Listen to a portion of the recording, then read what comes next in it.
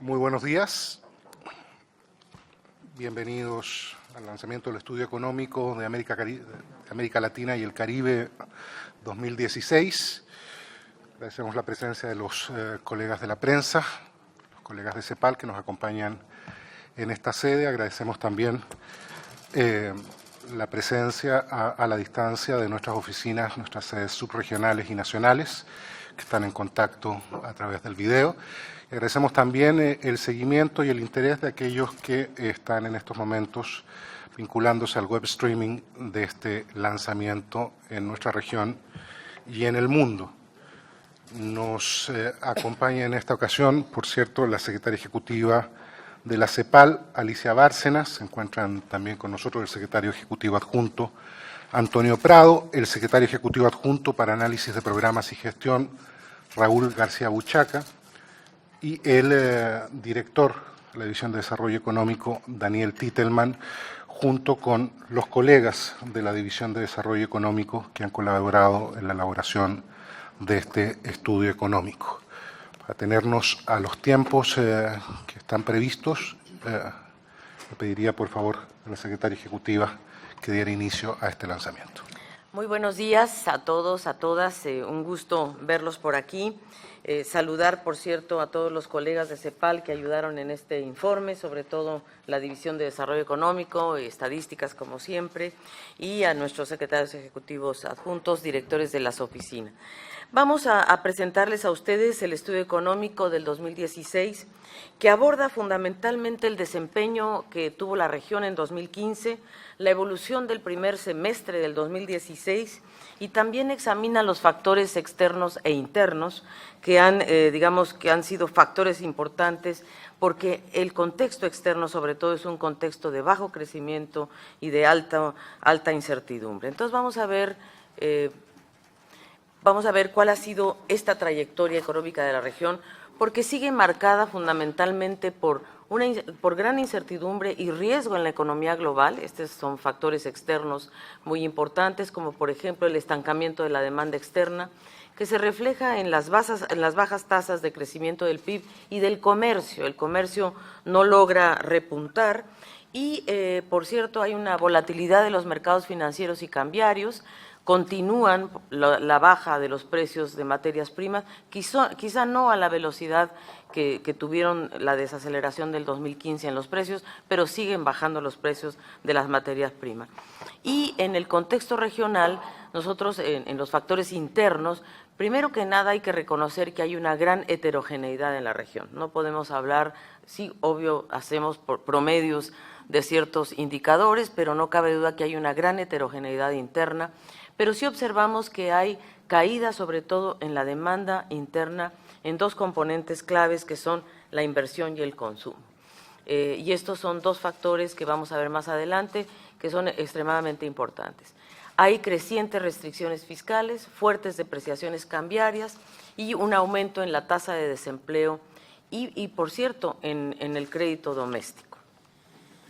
Vamos a ver que uno de los factores que hemos planteado justamente es que el crecimiento global se mantiene lento y nosotros vemos que el mundo, vamos a ver si vemos al mundo, sí, el mundo se mantiene en 2,4%, las barras rojas son el 2016, las barras azules son las que nos muestran las perspectivas al 2017, pero el mundo se mantiene en 2,4%, o sea, igual que el 2015. Vemos que Estados Unidos, el repunte de Estados Unidos, no fue tan grande como se esperaba. En el fondo estamos en un 2,0%. Y, por cierto, Japón se mantiene igual. Y en la zona euro vemos una desaceleración importante. En gran medida también, en el caso de la zona euro, pues está así vinculada a la salida de Gran Bretaña, por cierto, que genera también grandes incertidumbres. Y en los países en desarrollo tampoco se logra un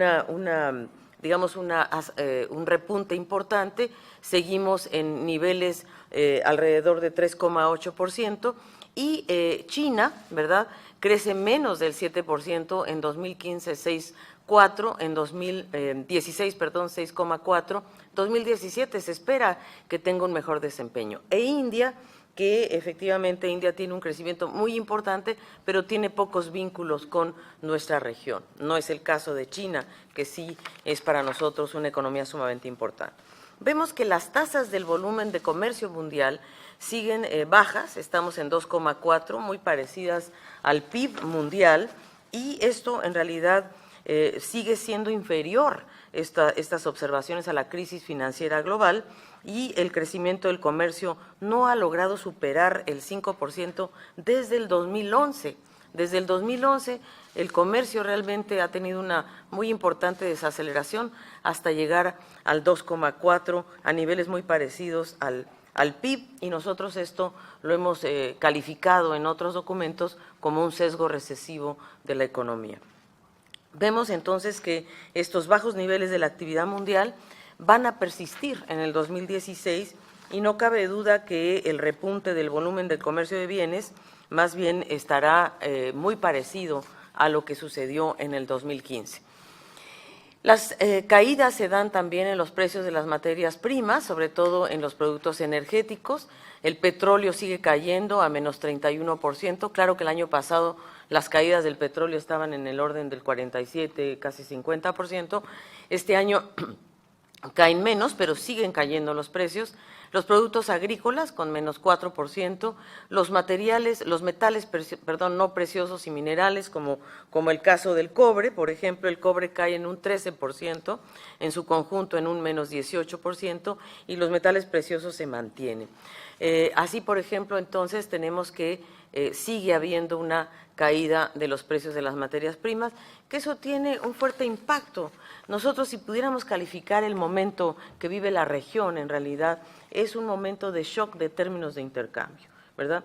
No es el caso de épocas anteriores, donde el shock era más bien de carácter financiero. Aquí no, aquí estamos hablando de claramente un shock de términos de intercambio, en donde vemos que en el 2015, que fue el momento quizá más complicado para la región en su conjunto, Brasil, y sobre todo para los exportadores de hidrocarburos, pero el 2016 sigue siendo complicado en materia de términos de intercambio, con excepción quizá de Centroamérica, Haití y República Dominicana, aunque también hay una desaceleración, ¿verdad?, en los términos de intercambio, que efectivamente estas tendencias son quizás las más relevantes para la región. Esto es lo que nosotros creemos que está pasando, que es una región que está sometida a este shock de términos de intercambio, y por lo tanto esa parte es la que no se ha logrado resolver. Nosotros vemos también que el riesgo en los países de títulos soberanos es uno de los temas quizá coyunturales e importantes, porque es lo que nos determina qué tanto, digamos, este riesgo soberano, si permite o no a los países tener acceso al financiamiento externo. Y nosotros vemos en estas tendencias que la región va a encontrar mayores costos en el financiamiento externo, pero sigue teniendo acceso al financiamiento externo. Creo que eso es lo importante de la interpretación de este gráfico, que sí es verdad que los costos van a ser mayores, que los plazos incluso pueden ser menores, pero que la región sigue teniendo ese acceso al financiamiento externo. Y, por supuesto, aquí vemos que quizás el país que no logra, digamos, restaurar este nivel de, o más bien que aumenta su riesgo en los títulos soberanos, pues está más dentro del ámbito de Venezuela.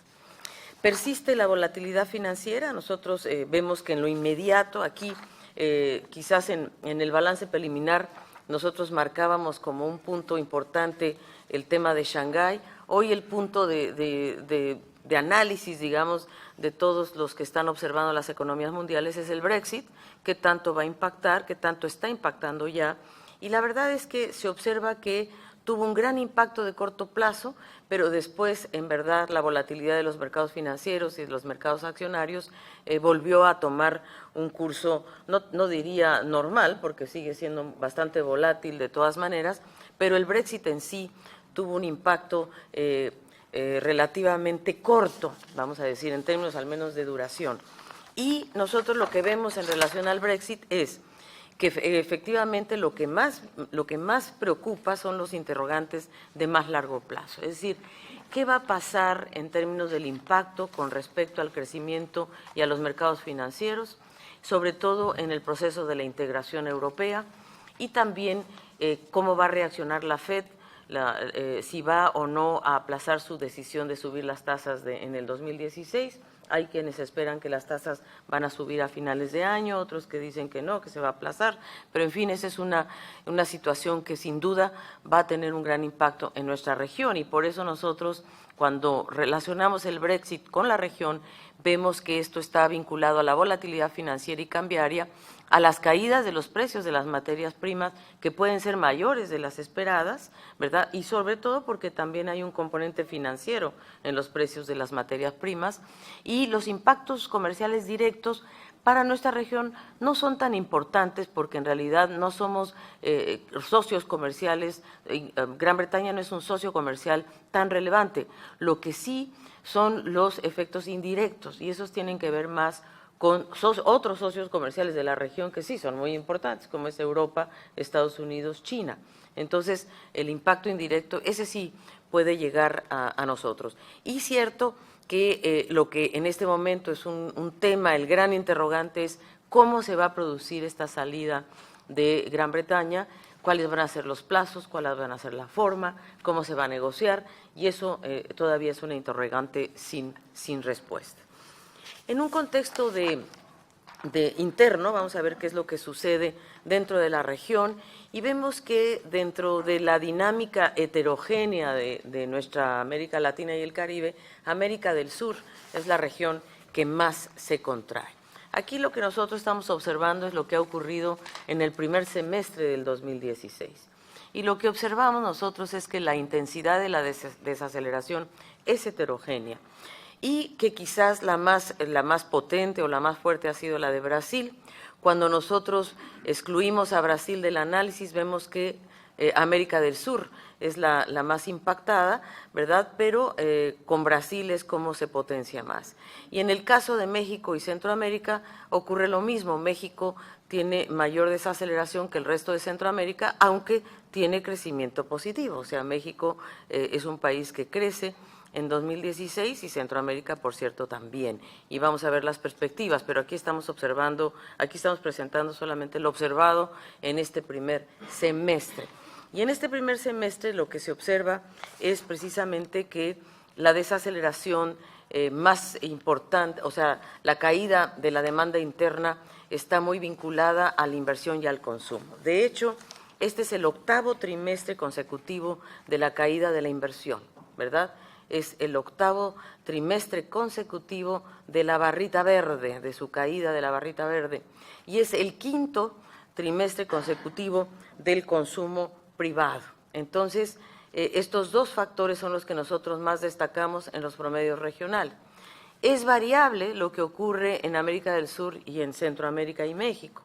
En América del Sur, por ejemplo, la inversión, obviamente, este comportamiento, inversión y consumo es precisamente lo que se presenta en América del Sur, en tanto que en México y Centroamérica el consumo privado, ¿verdad?, es el que apuntala el crecimiento, un poquito la inversión, quizá un poco menos, y la exportación neta es negativa en el caso de México y Centroamérica, en tanto que en América del Sur las exportaciones netas son positivas. Vamos a ver un poco más adelante por qué. Pero, en verdad, esta caída de la demanda interna se explica básicamente por inversión y consumo.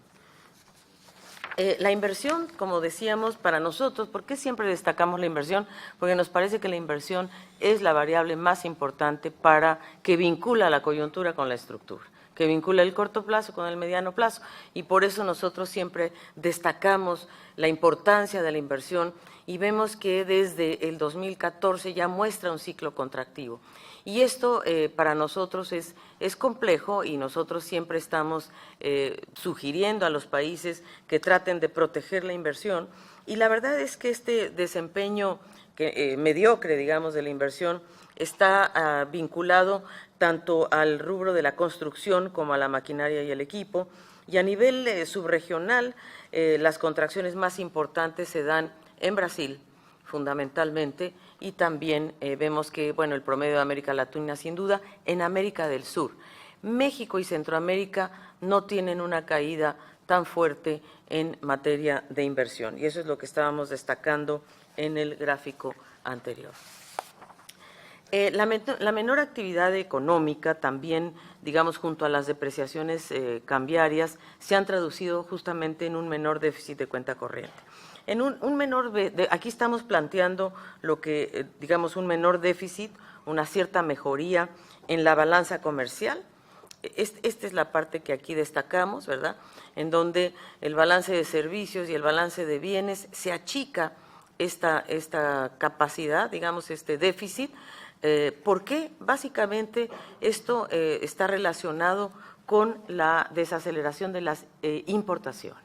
Es decir, la región tiene menores importaciones en esta época. Esta contracción de las importaciones quizás es la característica más importante del periodo, y en el caso brasileño, ¿verdad?, que es donde más se contraen las importaciones, pero también es donde más se expanden las exportaciones. Entonces, ahí es donde aparece esta mejoría de la balanza comercial. No así, bueno, en la parte de renta se mantiene más o menos igual que el 2015, y donde vemos que es más positivo es en la balanza de transferencias corrientes, que no es otra cosa más que las remesas de los migrantes, que eso fundamentalmente beneficia a Centroamérica y a México. Pero no hay duda de que la cuenta corriente tiene un déficit menor de 3,4 a menos 2,5. Y esto se explica más ampliamente o con mayor detalle en la balanza comercial, ¿verdad?, que son esos dos barritas que yo les mostraba, la moradita y la amarilla, que aquí las estamos desagregando un poquito más, en donde vemos que las importaciones caen mucho más que las exportaciones, y ese es un tema que en realidad caracteriza al periodo actual. Las importaciones en Brasil, miren ustedes cuánto cae, casi menos 19%, y las exportaciones aumentan, llegando a un nivel de 0%, y las exportaciones de productos mineros es donde quizás también, y la de hidrocarburos son las más afectadas. En el caso de los productos agroindustriales, ahí tenemos un comportamiento positivo, y por lo tanto, digamos, el aumento se proyecta para el 2016 un aumento del volumen de las exportaciones, ¿verdad?, pero esto no basta para compensar la caída del 6% de los precios, así es que las exportaciones, el valor, digamos, de las exportaciones seguirá colocándose en un menos 3%. Y eso creo que es muy importante para la región. Nosotros pronto, en octubre, vamos a presentar el PANISAL, el Panorama de la Inserción Internacional, y vamos a presentar esto con mucho mayor detalle. Vamos a ver qué pasa con las monedas de la región. Aquí estamos presentando la depreciación frente al dólar, y estamos hablando de la depreciación real. Estamos diciendo que hay una tendencia a la depreciación real independiente de la apreciación nominal de los últimos meses. Es verdad que ha habido una cierta apreciación nominal, producto de volatilidades financieras, pero aquí lo que nosotros mostramos es la depreciación real. Y esto obviamente tiene diferente comportamiento en la región. Nosotros aquí en la barra roja presentamos hasta abril del 2016 y con respecto a diciembre del 2014. Creemos que la economía efectivamente se vuelve más competitiva en el sector externo, pero sí hay 16 países que registran una depreciación nominal de sus monedas frente al dólar. En 9 de estos casos fue superior al 10%, y esto significa, digamos, que sí, efectivamente somos más competitivos en materia de exportaciones, pero también las importaciones son más caras.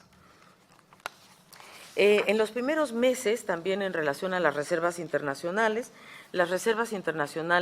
han experimentado una contracción en el 2015, ¿verdad? Nosotros vemos cómo hubo una cierta disminución de las reservas internacionales, luego se han mantenido estables, y en relación con el PIB, digamos, esta es una región que tiene una ligera recuperación en los primeros 5 meses del 2016, pero es verdad que se observa una tendencia a que esta acumulación de reservas se debilita, y esto porque se está utilizando para financiar la balanza de pagos, y esto sin duda pues es un tema, digo, para eso son las reservas, ¿no? Pero efectivamente pues sí, en algunos casos sí se están utilizando para justamente atenuar los efectos de la volatilidad de los tipos de cambio, para este tema de la balanza de pagos. Nosotros vemos que esta menor actividad económica se ha traducido en una mayor tasa de desempleo.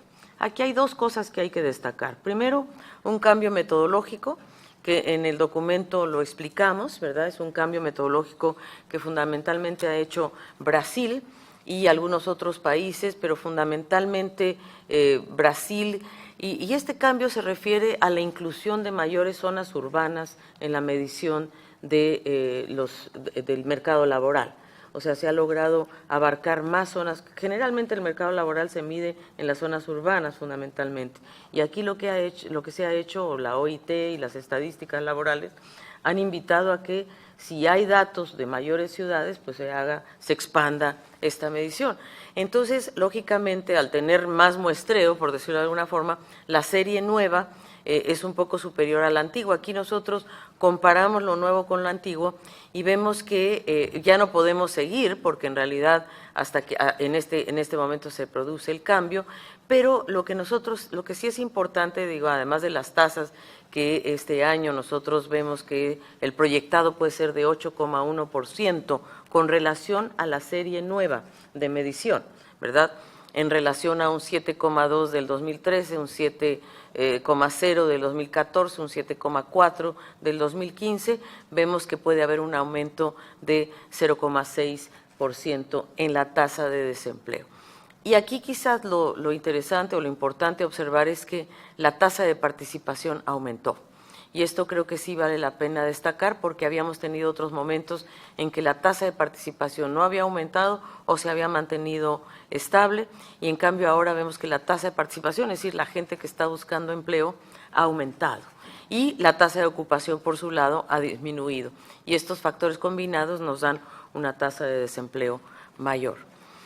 En el ámbito de las políticas, vamos a ver que estamos viviendo un momento de restricción fiscal. Eso creo que es para todas las economías de la región, prácticamente todas están en ese momento de ajuste en sus ingresos, ¿verdad? Casi por eso les decía que la región vive un shock de términos de intercambio, porque lo que le afecta justamente es que tiene menos ingresos y que el gasto total también, digamos, esa es parte de la política, de tratar de ajustar justamente el gasto.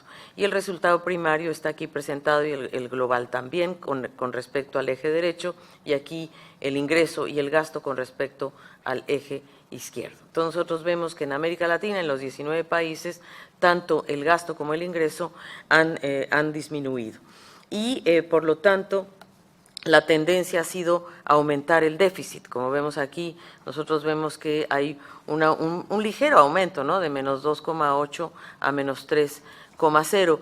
En el Caribe hay una situación un poco diferente, en donde vemos que el ingreso aumentó y los gastos se mantuvieron más o menos estables. En el Caribe realmente lo que le va mejor al Caribe, vamos a decir, en el 2016, le va mejor también porque está asociado al turismo, sin duda, y entonces eso hace que las economías del Caribe pues están mejor. Y bueno, ustedes saben lo que aquí se mide en el resultado primario, descontado el pago de interés, lo que vemos nosotros es que se mantuvo estable en un 1% en este caso, y los ingresos públicos disminuyeron prácticamente desde un 19,3% en el 2014 a 18,8% en el 2015, y al igual que los gastos públicos, que también se fueron ajustando. Esto está detallado en el documento que ustedes tienen. También vemos, bueno, esta contracción del gasto público ha afectado fundamentalmente al gasto público en capital, que eso es nuevamente el vínculo que nosotros hacemos con la inversión, que preocupa justamente el tema de que, si ustedes miran aquí en realidad la inversión, quisimos presentar estos dos gráficos porque a pesar de que se observa que, por ejemplo, Bolivia, Ecuador son países en donde la verdad la variación es la desaceleración, la contracción de la inversión es muy alta, también es verdad que venían de niveles altos de inversión. Entonces, efectivamente, estos son los que más contracción presentan en su formación bruta de capital fijo, pero también es verdad que son los que tenían niveles más altos de inversión en el 2014 y en el 2015. En promedio, América Latina sigue estando en niveles bajos de inversión en gasto de capital, se ha mantenido el promedio más o menos estable y aquí vemos el comportamiento de cada país, pero esto es quizás lo que más nos preocupa a nosotros y es como les decía que estamos en el 2016, que el primer trimestre del 2016 es el octavo de la contracción de la formación bruta de capital fijo. La deuda pública en realidad nos demuestra que la región sí es cierto que hay una tendencia a aumentar la deuda pública, pero se sigue manteniendo a niveles pues que nosotros calificamos de razonables, en un 35% del PIB promedio, en el caso de América Latina, 72% en el caso del Caribe. Nosotros creemos que el Caribe sigue siendo una región altamente endeudada, mucho más vulnerable que el resto de la región, pero nosotros vemos que hay una gran diversidad.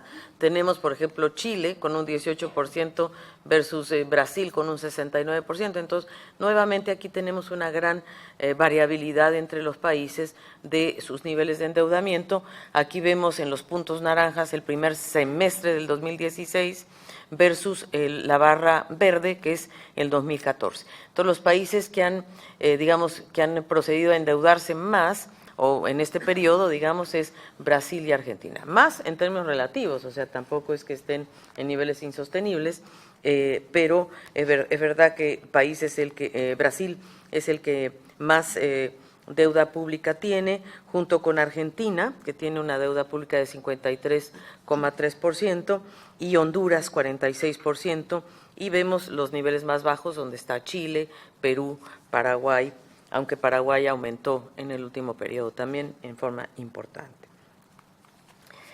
Obviamente nosotros en el caso del Caribe, ¿verdad? Nosotros estamos ahí trabajando muy cercanamente con el Caribe, porque lo que nosotros estamos proponiendo, como ustedes saben, es una iniciativa en la cual se le pueda dar un cierto alivio a la deuda pública del Caribe para crear un fondo de resiliencia que le permita al Caribe abocarse a inversiones que para la adaptación al cambio climático, a la vulnerabilidad, tanto económica como ambiental. Entonces, ese camino se está en este momento, está en progreso, estamos trabajándolo conjuntamente con el Banco Mundial, con el Commonwealth y con CARICOM. La dinámica de la inflación, creo que este es uno de los temas más preocupantes para los bancos centrales, y nosotros vemos que la inflación media de las economías ha experimentado un incremento, sobre todo por cierto, pues en América del Sur, ¿verdad? Este es el caso de Venezuela, ¿verdad? Y tenemos que en general América del Sur sin Venezuela también presenta niveles crecientes de inflación, en tanto que por otro lado Centroamérica no, y el Caribe un poco, pero tampoco en niveles tan altos como sí el caso de Sudamérica. Entonces vemos que las economías del sur, ¿verdad?, tienen mayores presiones inflacionarias, en el caso de Centroamérica menos, y esto se relaciona con la devaluación y con las presiones de los precios, sobre todo vía alimentos fundamentalmente. Entonces, ahí creemos que, bueno, la inflación media de la región fue de 16,5%, lo cual implica un incremento de 7,1 puntos porcentuales respecto a la tasa del 2014. Entonces, ahí vemos que en promedio sí hay una tendencia al incremento de la inflación. Y la dinámica de la inflación obviamente ha condicionado o está condicionando la dirección de la política monetaria. Nosotros vemos en países de América del Sur precisamente que están utilizando la tasa de la política monetaria como principal instrumento. Vemos casos en donde ha aumentado la tasa central, digamos, y vemos que en el caso de Colombia, miren ustedes el caso de Colombia, cómo ha respondido tan fuerte el aumento de la tasa a las presiones inflacionarias. Perú un poco menos y Chile, que se ha mantenido estable más o menos. En el caso de Centroamérica y México, ¿verdad? Ahí es yo diría un ciclo distinto en donde vemos al contrario, que ha habido una baja en las tasas de interés con excepción de México, porque México siempre tiende a responder más rápido, más fuerte, es mucho más sensible a la volatilidad financiera externa y a todo lo que pase naturalmente en su vecino del norte, que es Estados Unidos. Estas son nuestras proyecciones, esto es lo que nosotros vemos para el 2016, o sea, hasta aquí llegamos con el análisis del primer semestre y aquí partimos con nuestras proyecciones para el 2016 y nosotros lo que vemos es que se mantiene la contracción del PIB en un menos 0,8%. Este es respecto al 0,5 que fue el caso del 2015. Entonces aquí observamos que este desempeño, por cierto, está muy afectado por lo que ocurre en América del Sur, ¿verdad?, que tiene una contracción de menos 2,1%, y las economías justamente más afectadas que son Venezuela, Surinam, Brasil, Trinidad y Tobago y Ecuador. Destaca, por cierto, el caso de Brasil, que es el que más pesa en los promedios ponderados. Caso Centroamérica y México, tenemos crecimiento de 2,6%, México sin Centroamérica 2,3%, Centroamérica sin México 3,8%, ¿verdad? Y seguimos, digamos, las economías más, digamos, que crecen más en la región es República Dominicana y Panamá. Entonces, aquí ven ustedes la gran diversidad que tenemos en la región, que es heterogéneo y que sin duda tiene esta relación muy directa con lo que habíamos indicado anteriormente de la inversión y el consumo. En síntesis, la región enfrenta un contexto externo de bajo crecimiento con creciente incertidumbre. Por segundo año consecutivo se espera una contracción de menos 0,8%, con grandes diferencias subregionales y nacionales. América del Sur menos 2,1%, Centroamérica 3,8%, Caribe mejora. En el 2015 estaba en menos 0,5%, la contracción es un poco menor, o sea que empieza a repuntar un tanto. La dinámica de la inflación y el empleo también muestran muchas diferencias en la región, pero sin duda hay un aumento en las tasas de desempleo. Creemos que para retomar la senda del crecimiento se requiere obviamente revertir esta caída observada en la inversión pública y privada. Nosotros seguimos haciendo énfasis en la inversión pública y privada. Creemos que el crecimiento de la productividad también es un desafío clave para avanzar en la senda de crecimiento dinámico y estable.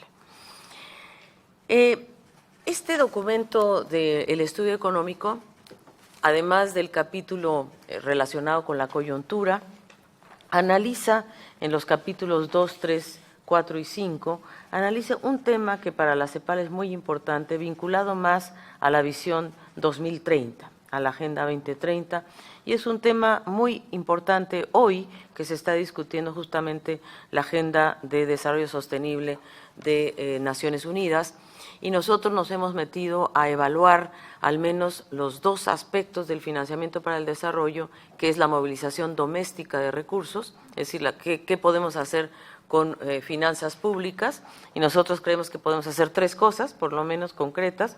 Uno es recaudar más y mejor, o sea, con que sean nuestros impuestos, ahora vamos a ver nuestra recaudación más redistributiva y más progresiva, además obviamente más eficiente, pero más redistributiva y más progresiva.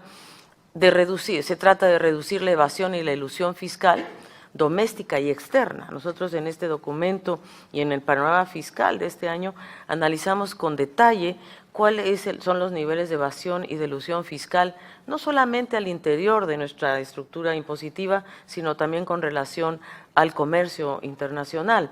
Y tercero, el BEPS, que es esta iniciativa de la OCDE que se llama Based Erosion Profit Shifting, es importante pero insuficiente.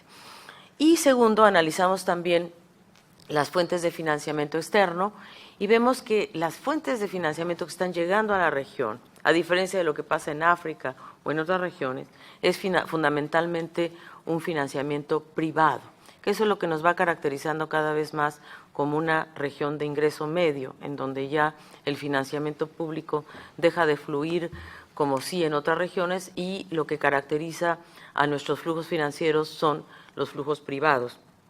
La inversión extranjera directa, las inversiones de portafolio y las remesas de migrantes. Ahora, la inversión privada, ¿verdad?, tiene una lógica diferente a la inversión pública, al financiamiento público, por ejemplo, en ayuda oficial al desarrollo.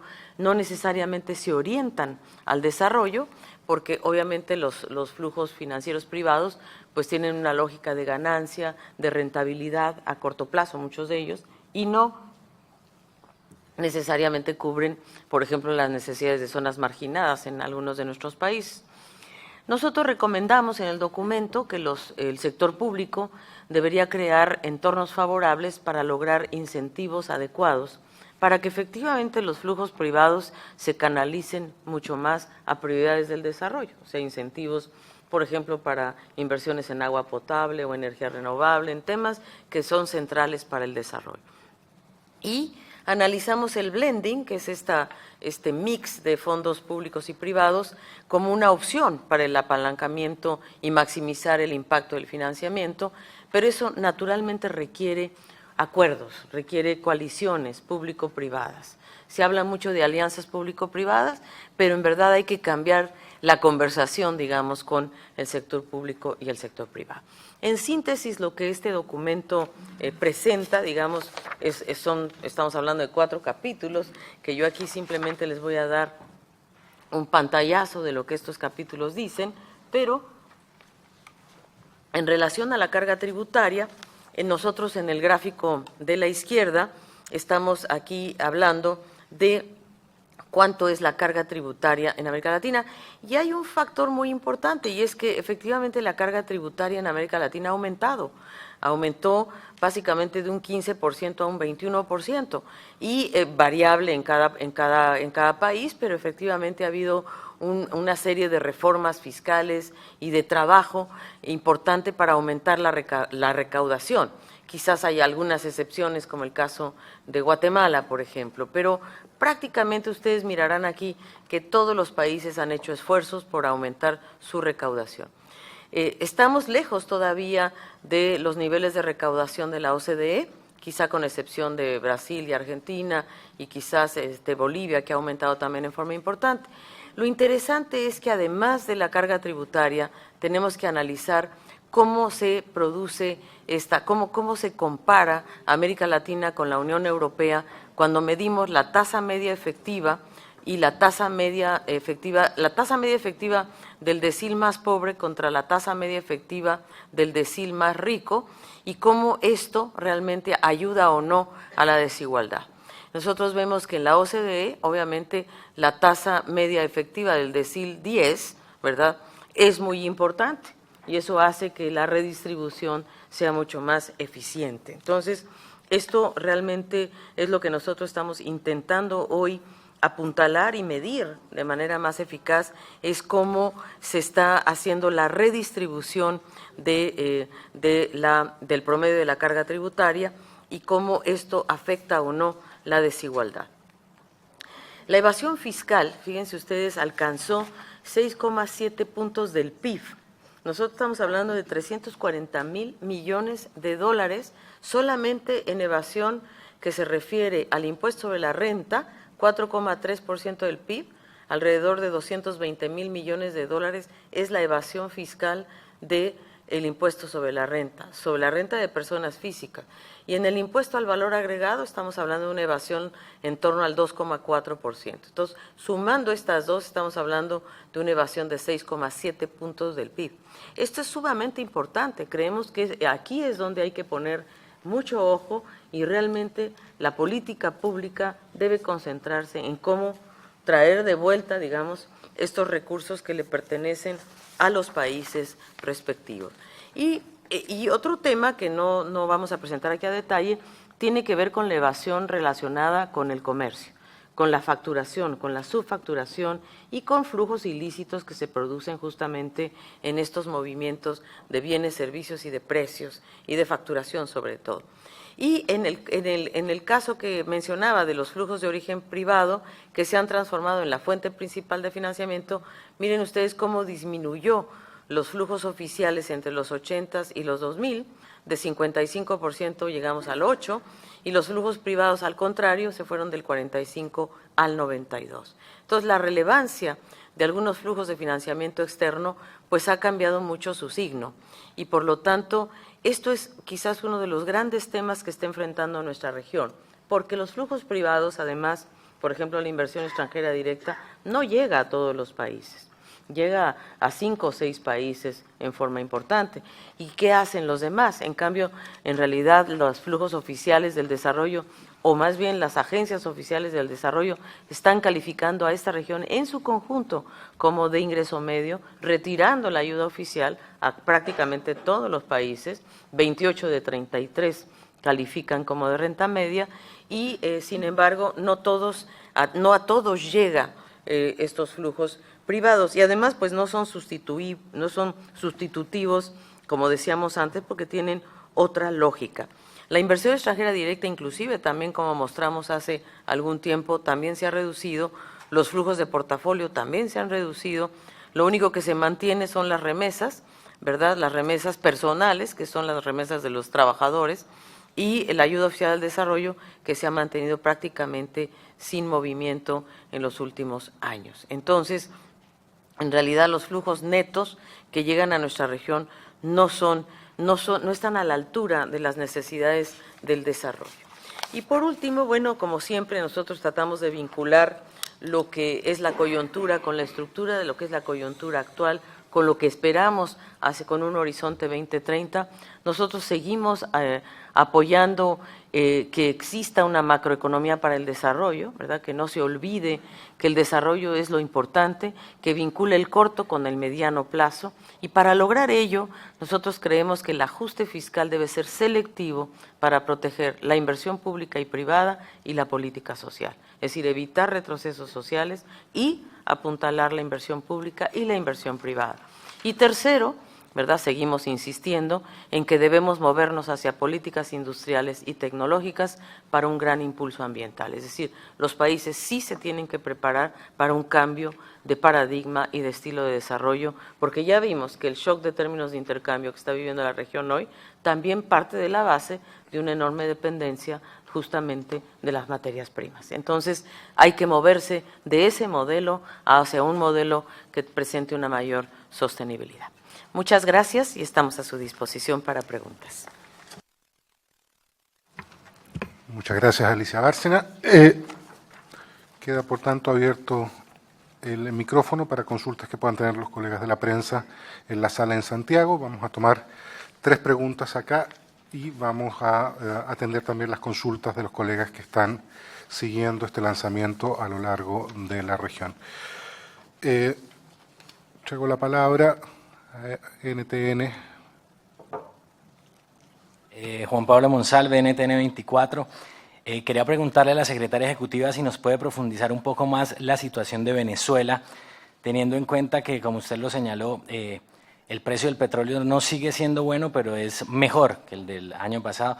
Sin embargo, las proyecciones que ustedes hacen en este informe muestran que la contracción sigue aumentando. Conocer un poco más esos factores más allá del precio del petróleo que realmente están generando todo este tema de esta crisis económica que vive Venezuela.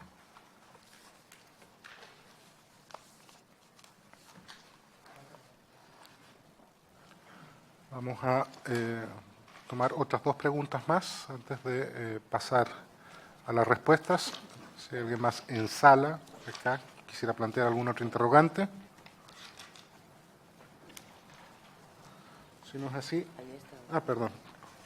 Omar Xinhua.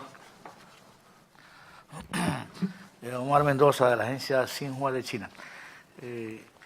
Quisiera un comentario de la secretaria ejecutiva sobre lo que pueda representar la relación con China para en el corto y en el mediano plazo.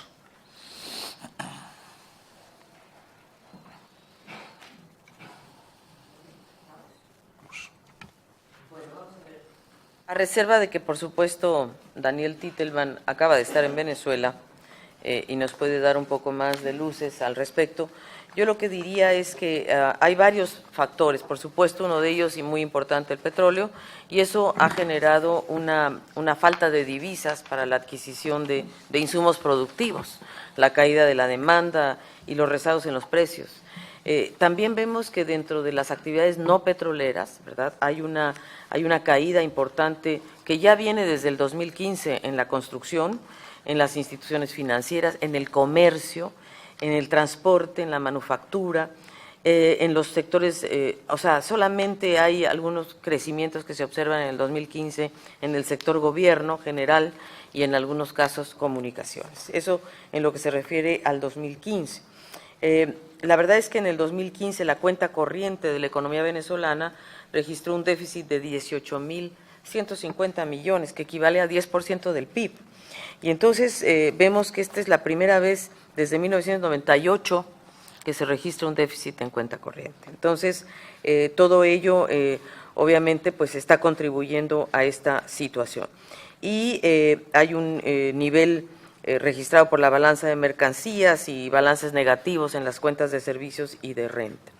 Entonces, digamos, obviamente la merma principal que ha tenido Venezuela justamente está relacionada con la canasta petrolera, pero también tiene que ver con que esta baja de la canasta, la ausencia de divisas, pues también ha tenido un gran impacto en la caída de las importaciones de bienes de consumo final y de bienes intermedios. Entonces, ahí tenemos un tema muy importante. Obviamente el gobierno ha tomado algunas medidas compensatorias, ¿verdad?, una fuerte reducción, por ejemplo, del gasto público, que eso también pues tiene un efecto procíclico, ha tenido cambios en el sistema impositivo, un aumento del endeudamiento interno y externo, y unas variaciones en su esquema cambiario, ¿verdad? Ha habido cambios muy importantes en el tema cambiario que ahora quizás Daniel nos pueda comentar un poco, porque como les decía, nosotros estamos ahí, pues venimos llegando de una misión muy importante en Venezuela. Quizás uno de los temas que nos ha complicado a nosotros también el análisis es que no hay información actualizada disponible. Digamos, Venezuela en general publica toda su información, pero la verdad, cuando elaboramos este informe, había ciertos datos que no estaban disponibles. Por ejemplo, en balanza de pagos, el tercer trimestre, o sea, no había información reciente, gastos e ingresos públicos en algunos años, que también nos faltaba. Entonces, la verdad es que con ese escenario tan dispar, pues hemos tratado de hacer una proyección de menos 8%, que está obviamente condicionado por la evolución de los precios del crudo. Creo que otro factor que afectó mucho en Venezuela fue el tema de la sequía, el racionamiento de la electricidad y el agua que se tuvo que aplicar en este año, en este primer semestre, y que fue muy determinante para el comercio, para las jornadas laborales, para el funcionamiento en general de hotelería, de comercio, de la economía en general. Ya ahora se observa una recuperación de la hidroeléctrica sobre todo, y con ello pues se pondría fin al racionamiento eléctrico. Así es de que pues espero haberte dado por lo menos un pantallazo de dónde estamos, pero Daniel, no sé si tú quieras también complementar. Gracias, Alicia. Bueno, complementando lo que mencionaba la secretaria ejecutiva, nuestra proyección de contracción de Venezuela de este año de 8% versus 5,7% el año pasado, descansa en la dinámica de la evolución del precio del crudo. Por una parte, el precio del petróleo es el principal generador de divisas en Venezuela y eso afecta la capacidad de importar. Y, como también mencionaba la secretaria ejecutiva, otro factor ha sido el factor climatológico, que se ha traducido en estos recortes de luz que han tenido un impacto importante sobre la dinámica de crecimiento y la trayectoria en el primer semestre. En ese contexto es que uno ve que el racionamiento de luz ha implicado cortes de electricidad programados por horas diarias, ha implicado menores jornadas laborales semanales, reducción de la jornada del sector público a 2 días hábiles semanales y la jornada del sector educativo solo a 4 días hábiles. También ha habido restricciones en el funcionamiento para el sector del comercio, en centros comerciales y hoteles, dependiendo de su capacidad de autogestión de energía, y eso, por supuesto, ha afectado negativamente la dinámica de crecimiento del primer semestre y eso influye en nuestras proyecciones del año. Los precios del petróleo, como mencionaba la secretaria ejecutiva, han afectado la capacidad de generación de divisas para financiar las importaciones y un elemento importante de Venezuela son las importaciones financiadas a través del sector público con este esta relación Bolívar-dólar de 10. Y a la medida que ha habido menos disponibilidad de recursos para financiar las importaciones, eso también ha generado parte de la contracción y es parte del escenario de nuestra proyección. Si bien ha habido una modificación en la regla cambiaria en Venezuela, que se instauró el DICOM a inicios del año, que es un tipo de cambio de mayor variabilidad y flotabilidad, que está aún dedicado a lo que llaman los productos no esenciales y cubre solo una parte del espectro de las importaciones. Un poco esos escenarios son los que están detrás de nuestra proyección. En relación a China, yo creo que China sigue siendo un socio muy importante para América Latina, digamos, con todo y que ha desacelerado su crecimiento, pero sigue siendo para nosotros un socio comercial esencial. Creo que, estimamos nosotros que para China uno de los temas importantes es cómo vamos a poder desarrollar en América Latina otros sectores, como es el caso de la agroindustria. Creo que la agroindustria es un sector muy importante para poder yo diría, fortalecer la relación con China. El otro tema es el financiamiento. China se ha comportado o se ha convertido en un socio financiero muy importante para algunos países, Venezuela, Ecuador, en fin. Yo creo que hay una disposición de China de continuar apoyando a América Latina en este sentido. Yo quisiera mencionar que además China está jugando un papel a nivel global muy interesante. China, por ejemplo, a nivel de Naciones Unidas se ha convertido ya en el tercer, vamos a decir, sino en el casi el segundo ya contribuyente a las fuerzas de paz de Naciones Unidas. Y se está convirtiendo en un contribuyente muy importante de los temas también de desarrollo. Ha aprobado, por ejemplo, fondos de cooperación por la vía de Naciones Unidas para la implementación de la Agenda 2030, por ejemplo. Entonces, hay una voluntad de China de convertirse en un socio de cooperación. Con América Latina ha habido avances importantes en la discusión justamente de aquel fondo que China había anunciado de cooperación y también en el área alimentaria con la FAO. Y creo que, digamos, este año nosotros con CEPAL esperamos volver a tener una visita a China para poder identificar justamente cuáles son aquellos temas en la coyuntura actual económica que China ve. China tiene una mirada de mediano plazo. Obviamente, nosotros lo que vemos es que China compró una gran cantidad de minerales a América Latina en su momento, los ha acumulado, los tiene ahí. China se ha convertido en el principal productor de cobre refinado, por ejemplo, o de acero del mundo. Y eso lo ha hecho pues con justamente la acumulación y la compra de metales en la última década. Que eso, por cierto, ahora ha caído esa demanda.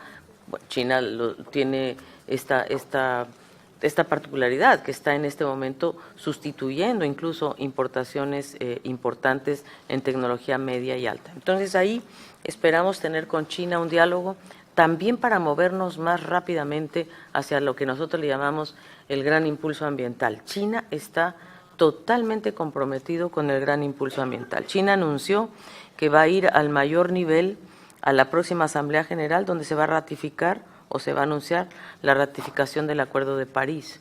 Y China entonces está anunciando un cambio muy profundo en su matriz energética y en su producción, en su manufactura, con bajas sendas en carbón. Ahí es donde yo creo que a América Latina y el Caribe le es importante la asociación con China, que no siga siendo solo un comprador de materias primas, sino que también nos ayude a nuestra transición productiva hacia un gran impulso ambiental. Eso sería. Bien, vamos a tomar por lo pronto un par de preguntas que nos han hecho llegar desde la sede subregional en México. Ivette Saldana, de periódico El Universal, consulta ¿qué tanto podría crecer la pobreza en México y América Latina con este bajo crecimiento?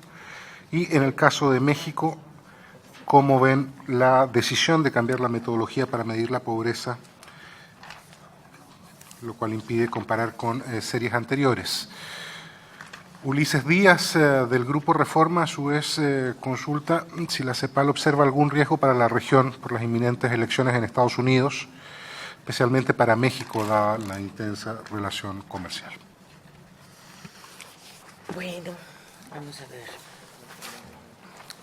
En el caso de México, o sea, México continúa creciendo, tiene niveles de crecimiento de 2,3%, por lo tanto, nosotros no estamos evaluando, creemos que, digamos, obviamente es un crecimiento no ideal, pero no creemos que en este momento esto afecte directamente el incremento de la pobreza. En México lo que está sucediendo es que se están creando más empleos. El problema es que los empleos que se están creando en México son de menor productividad y de menor alcance salarial, pero el desempleo es relativamente bajo en comparación con el resto de las economías.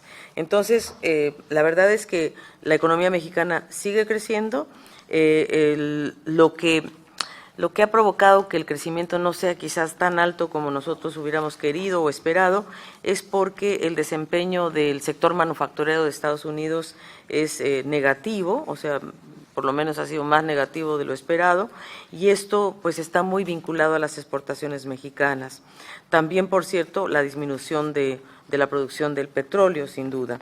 Entonces, sí, vemos que también, por otro lado, hay una disminución del gasto público de 0,9%, pero lo que también vemos es que este gasto público no va a afectar los programas sociales, así es como lo han establecido las autoridades, y han dicho que en estos recortes del sector público se busca fortalecer los indicadores macroeconómicos, pero sí se busca seguir cautelando la política social. Entonces, eso es una buena noticia. Vamos a ver cuando tengamos los resultados y las mediciones que nos arrojan.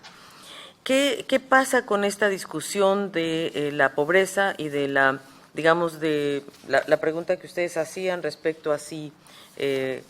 ¿cuál era la pregunta? Espérate. Aquí la tienes. Sí, de cómo vemos la decisión de cambiar la metodología. Bueno, en realidad nosotros…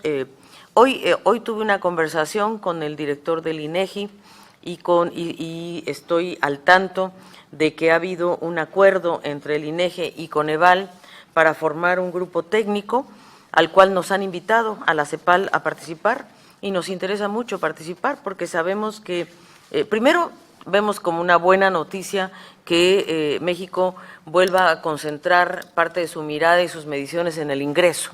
Nos parece muy importante que se apuntale y se mire el ingreso, más allá de las carencias económicas que nos da la medición multidimensional, pero focalizar la política pública en ingreso nos parece fundamental. Lo que nos parece que hay que analizar con cuidado es que se partía de la base de que las encuestas de ingresos había una subdeclaración en el decil más pobre. Nosotros creemos que puede ser que sea verdad, pero también hay una subdeclaración en el decil más rico. Entonces, si vamos a analizar esta nueva metodología, este módulo de condiciones socioeconómicas que se hizo en el 2015 y cómo se va a llevar adelante para el cálculo de la pobreza y cómo se va a hacer la nueva encuesta nacional de ingresos y gastos que se pretende hacer en este próximo, vamos a decir, trimestre. Y ahí pues estamos muy estimulados por el hecho de haber sido invitados por el INEGI y para poder participar en este grupo técnico que se está conformando conjuntamente entre Coneval y el INEGI, y sí creemos que tenemos cosas que aportar para que justamente se preserve la continuidad y que puedan ser comparables los datos, las mediciones que ha venido haciendo históricamente el INEGI y Coneval con las que se hagan y la comparabilidad de las cifras. Así es de que en eso estamos. Esto es noticia de hoy, de que acabamos de conversar, Julio Santaella y yo, nuestro equipo de estadísticas y nuestro equipo de la oficina de la Subsede México estarán reuniéndose con INEGI y Coneval en las próximas semanas. ¿Y qué va a pasar? Sí, el riesgo de de las elecciones en Estados Unidos. Bueno, ahí yo creo que lo primero que hay que decir es, bueno, eso es creo que tenemos que ser muy cuidadosos. Vamos a ver que nosotros por ahora vemos que hay un crecimiento de 2,3 en México, levemente, obviamente inferior a lo que sucedió en 2015. En principio, pues hay que ver qué pasa en el proceso democrático de Estados Unidos. Creemos que esto debe realizarse y bueno, las dos convenciones, justamente la republicana y la democrática y la del Partido Demócrata, está ocurriendo incluso en estos días, y creemos que, bueno, ambos están llevando adelante propuestas que esperamos mejoren la calidad de vida de los ciudadanos estadounidenses. La verdad es que quizás lo que más podría afectar es qué va a pasar con el Tratado de Libre Comercio de Norteamérica y de las discusiones que se puedan dar en torno al tema migratorio y la seguridad fronteriza. Creo que estos son los temas que están por definirse. Creo que de parte de México ha habido una reunión muy reciente del presidente de México con el presidente de Estados Unidos y de Canadá, en donde han revisado justamente el desempeño del Tratado de Libre Comercio. Y hoy, como se anunció incluso por parte de la Cancillería mexicana, hay disponibilidad de mirar el Tratado de Libre Comercio a 20 años de su puesta en marcha. Así es que creo que por ese lado, creo que obviamente hay expectativa de qué puede pasar, pero creo que hay que esperar y ver cómo se van definiendo ambas campañas y ver qué es lo que puede pasar. Obviamente, quizá lo que más puede verse afectado, sin duda, es el tema migratorio, sobre todo de los migrantes no documentados, pero eso va a tener que irse definiendo de aquí a fin de año. No hay claridad. Yo creo que esos son los dos impactos fundamentales, es el Tratado de Libre Comercio, para dónde va a apuntalar, y, por cierto, el tema migratorio y la seguridad fronteriza. Vamos a coger una pregunta más que nos han hecho llegar desde la sede de México y desde Brasil y Argentina, las siguientes interrogantes. Silvia Rodríguez, del Grupo Milenio, solicita abundar en las condiciones que presenta consumo e inversión en México, los principales riesgos que está encarando el país. Roseanne Kennedy, de CBN Brasil, ¿hasta qué punto la crisis política de Brasil está generando un impacto directo en el cuadro económico del país? ¿Y cuál es el peso de la contracción del PIB de Brasil para el resultado de la región? Y desde Argentina, Juan Manuel Nievas, de la agencia Diarios y Noticias, consulta por qué la Argentina pasa de crecer 2,4% en 2015 a una caída del 1,5% el 2016, y cuál es el principal desafío para la economía de ese país en lo que resta del año. Muy bien.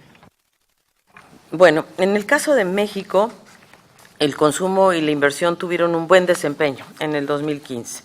En contraste con años anteriores, la demanda interna y no las exportaciones fue el principal motor de crecimiento. El consumo aumentó a una tasa de 3% y se expandió a 3,2% el consumo privado. Y esto está basado en un mayor ingreso disponible y también a una baja en la inflación. Así es de que México es uno de los países que ha cautelado, ha controlado la inflación, y por ello esto pues tiene un efecto positivo en el consumo de las familias. Hay mejoras en el mercado de trabajo, como yo les decía, quizás no en los niveles salariales que quisiéramos de mayor productividad, y también hay una mayor expansión del crédito al consumo y mayores remesas de los trabajadores migrantes. Todo esto está apuntalando un mayor consumo. En relación a la inversión, tenemos un incremento de 3,3% vinculado a un aumento sobre todo de la inversión privada en maquinaria y equipo, no así en la construcción. Entonces, estas dos variables, sobre todo la del consumo, es una de las cuales más ha apuntalado el crecimiento en México. ¿El otro era? Brasil. Esa es mi estimado Prado. Que lo agarré. ¿En despoblado? A Prado lo agarré en despoblado. Bien, los últimos datos del Instituto de Estadística de Brasil presentan una caída de la formación bruta de capital en el primer trimestre de 15,9%, ¿no? Este es el cuadrimestre contra cuadrimestre, medido en el primer trimestre del 2016. Bien, este es el elemento central en el tema de la caída del PIB brasileño. Y es un elemento que es muy sensible a los temas políticos. Entonces, por supuesto que la crisis política brasileña afecta directamente la formación bruta de capital en el país en la medida en que hay grandes incertidumbres sobre lo que va a pasar en el país. Entonces, primero sí, hay una influencia significativa de la crisis política sobre el crecimiento en este momento negativo del país, principalmente vía la caída de la formación bruta de capital fijo en el país. En el tema del peso de la contracción del PIB de Brasil para el resultado de la región, esas son pesos que tienen dos dimensiones. Una dimensión es puramente estadística, cuál es la ponderación de Brasil en la región. Yo creo que está en 37%, no sé si mis colegas de la división podrían confirmar eso, pero es un peso muy significativo desde el punto de vista estadístico. Entonces, a medida que la estimación es de una caída de 3,5, eso afecta significativamente el resultado de menos 0,8 de crecimiento de la región. El otro tema no es estadístico, es un tema económico, es el tema de las relaciones comerciales que Brasil tiene y de inversiones en la región. Ese peso es menor en la medida en que en gran parte de la región los principales socios comerciales no son Brasil. El peso, claro, es más significativo en el cono sur, en la medida en que los socios del Mercosur son importantes en este comercio regional.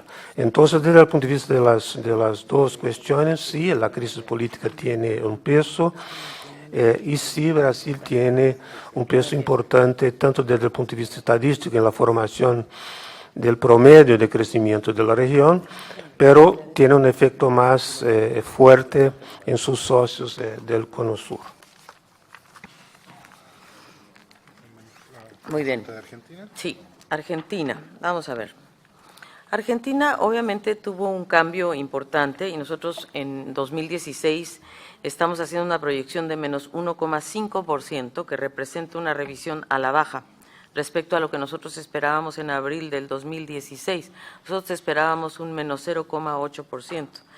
Pero esta revisión la hicimos en función del contexto de la política económica que está buscando corregir algunos desequilibrios que exhibía la economía. Por ejemplo, la eliminación del control de cambios, los recortes, la reorientación del gasto público, el incremento de precios de las tarifas y los servicios, la modificación de los incentivos, las retenciones a los sectores exportadores, son algunas de las políticas que han cambiado el signo de la economía de Argentina. Como ustedes saben, en 2015 la economía se expandió 2,3%, pero esto fue fundamentalmente liderado por gasto de gobierno y el consumo privado, que también mostró un gran dinamismo, y, por cierto, también la inversión. Entonces, los primeros meses de este año, que son los que nosotros hemos analizado, han estado marcados por el alza en las tarifas de los servicios públicos debido a la eliminación de subsidios, por la aceleración de la inflación debido a la liberación del tipo de cambio, y también hay una caída de los salarios reales con un impacto negativo sobre el consumo y la actividad. En relación a la inflación, nosotros vemos que para el diciembre del 2015 se estimó una inflación de 27,5% interanual y esto se ha ido acelerando en este semestre hasta llegar a un entorno de 43,1%. Entonces, la inflación es un tema en Argentina muy importante, así como la depreciación del peso, las tasas de interés que se han incrementado. Entonces, todo esto pues se combina y afecta a la actividad económica. La verdad es que lo que se está buscando en Argentina es justamente que puedan recuperarse a través de la inversión y porque hay una mejora en la percepción de los mercados de las nuevas condiciones económicas, políticas, etcétera, y por lo tanto ha habido grandes anuncios de inversión, incluyendo de inversión extranjera directa, en fin, y por lo tanto, bueno, se espera que haya una mayor actividad en este sentido. Argentina también hizo una colocación de títulos soberanos de 16.500 millones de dólares, lo cual le permitió al país pagarle a los fondos buitres y que ascendía a 9.300 millones de dólares y la diferencia de 7.200 va a ser utilizada para financiar el déficit fiscal. Así entonces, Argentina pretende reingresar a los mercados financieros, tener mayor inversión extranjera directa y financiamiento externo. Creo que eso es el desafío principal que está enfrentando la economía, es decir, que en verdad se concreten estas expectativas y que en verdad la caída en la prima de riesgo haga al país más atractivo para este tipo de inversiones externas, que esa es un poco la mirada del gobierno actual, de la política económica actual.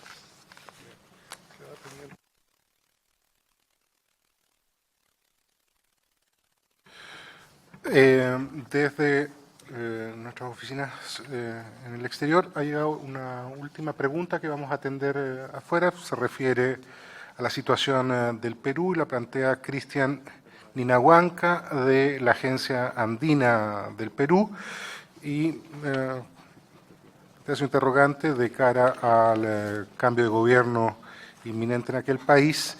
Según la tendencia, pregunta, la economía peruana se está dinamizando.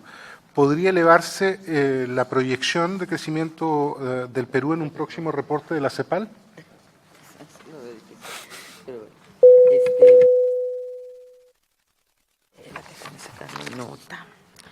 Bueno, vamos a ver, Perú está creciendo, ¿verdad? O sea, Perú crece, de acuerdo a nuestras proyecciones este año, 3,9%, incluso en nuestra proyección de abril era de 3,8%, y creemos que el desempeño del primer trimestre es el sustento de esta revisión, sobre todo porque ha habido mayor actividad en la minería, en la actividad pesquera. Así es de que efectivamente, digamos, hay una cierta una expectativa positiva. También hay un aumento en el consumo privado y en las exportaciones, sobre todo de productos tradicionales, pero creo que la variable más importante a considerar en el caso peruano es la inversión pública. Sí, ¿qué va a pasar con la inversión? Y la inversión privada más que la inversión pública.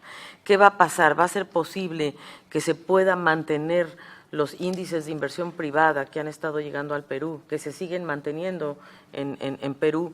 Va a poderse mantener ese nivel de inversión, porque ahí había proyectos de largo aliento que se han mantenido y por eso, digamos, ahí es donde vemos que el signo de crecimiento de Perú es distinto a otras economías mineras, pero esto es porque había proyectos en curso que siguen avanzando. Creo que la manufactura no primaria ha tenido un impacto relativamente negativo y bueno, yo creo que el nuevo gobierno tiene una claridad económica muy importante porque obviamente Pedro Pablo Kuczynski es una persona que conoce la economía, viene incluso del Banco Mundial y de haber sido, de ser un experto en materia económica. Quizás el desafío más fuerte va a ser los acuerdos que pueda lograr o no en la economía política, porque digamos, qué tipo de política económica querrá instalar y si eso va a ser posible o no acordarlo, esas coaliciones tan importantes para poder lograr justamente las políticas que él quiera determinar. Pero en realidad yo diría que, o nosotros estimamos que, digamos, la economía peruana tiene signos digamos, de salud en general, muestra una inflación de 3,5, que es más baja de lo que se promediaba en los primeros meses del año. Vemos que las presiones inflacionarias le dan un poco más de espacio a que el Banco Central mantenga la tasa de interés en el nivel actual y por lo tanto estimule inversión precisamente, y que digamos pueda haber, hay un mayor espacio en la penetración de un sector bastante moderno en lo que se refiere al consumo, a la expansión de la clase media. Ha habido una importante expansión de la clase media en Perú, o de las capas medias, porque no me gusta hablar de clases medias a mí, la verdad. Pero bueno, esto es, y la producción de cobre que está aumentando, inversiones también, por ejemplo, en transporte, en la línea del metro, en las líneas de transmisión. Es decir, si estas inversiones se mantienen, creemos que Perú puede, no sé si crecer, pero por lo menos mantener tasas de crecimiento en torno a esta dinámica de 3,9, 4%. Sí, ¿algo más que se me olvide? ¿No? Queremos agradecerles a todas y a todos que hayan acompañado el lanzamiento de este estudio económico de América Latina y el Caribe del 2016, a quienes desde nuestras sedes subregionales y oficinas nacionales han estado acompañando este lanzamiento, y a quienes a través del web streaming en la región y en el mundo también han estado atentos a este lanzamiento. Les informamos que en la página web de la CEPAL se encuentra ya mismo el informe, la presentación que nos acaba de hacer la secretaria ejecutiva, y nos encontraremos en una próxima ocasión. Muchas gracias a todos.